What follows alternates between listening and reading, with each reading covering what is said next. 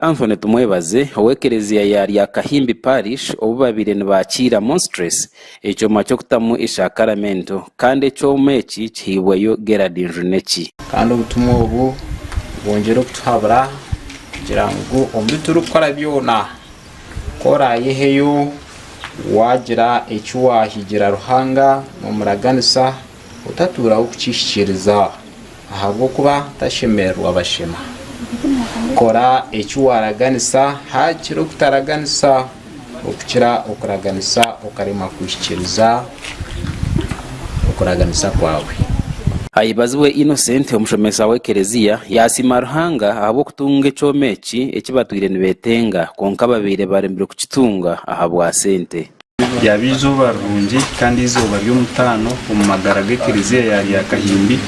abo kubona ekikwato kikuru ekibarukweta sponsoriyo ningashi monstrance kandi kitwire ntwetaga kumara ubwire buringwa abo kuba ekyoma ekyo numwe okuta omubiri n'eshagama ya Kristo mukesha cy'omugati then okakyexposinga bakija bakamaraho ubwire bahurikirize bakuramya mukama abo kuba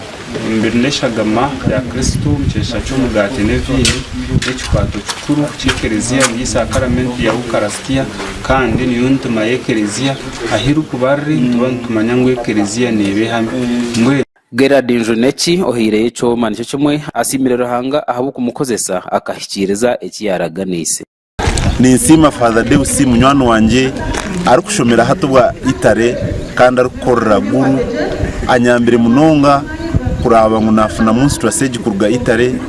mukamunywano bunaze kutukurambura yandambuza umwanya gwa papa hakubera yanyoreka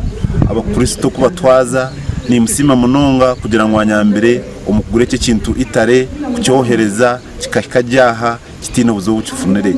Millicent Aliyo ori deputy RDC wa Metoma nawe yayereka okushemerwa ahabwe ekereziya ya Kahimbi okutunga monstress eyebire twirene yenda konkere mirwe kugura kano wano nikinga ekintu cyo kutamisa sakaramento abantu batuye bakushaba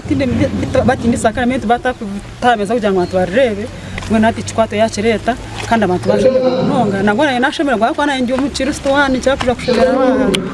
kandi mwe ntabwo businje abo government ya resera cyo kuranga umuntu nasa kushiramo akajya ngo umuntu mwe yatinyo kandi nyehereze yeshi kintu cyo kwasa kuyamba abantu bona bakabageze kugira ngo bakikoto bitige sete zanga kwika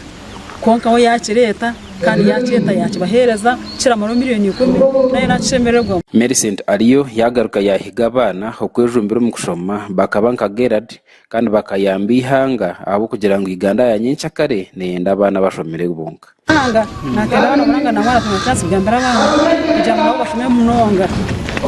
abo bayo kandi twe turaza mu misho nitaga abana bashomere